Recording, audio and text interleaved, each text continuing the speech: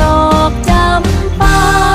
ไปบานพิษฝนแตกช่ออ่อนพิษมองเขาเลยมองบ่เห็น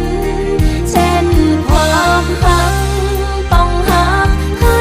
เป็นเจ้าเลือกอย่างพิเศษเลือกเสื้อใจเขาเจ้าดอกจำปา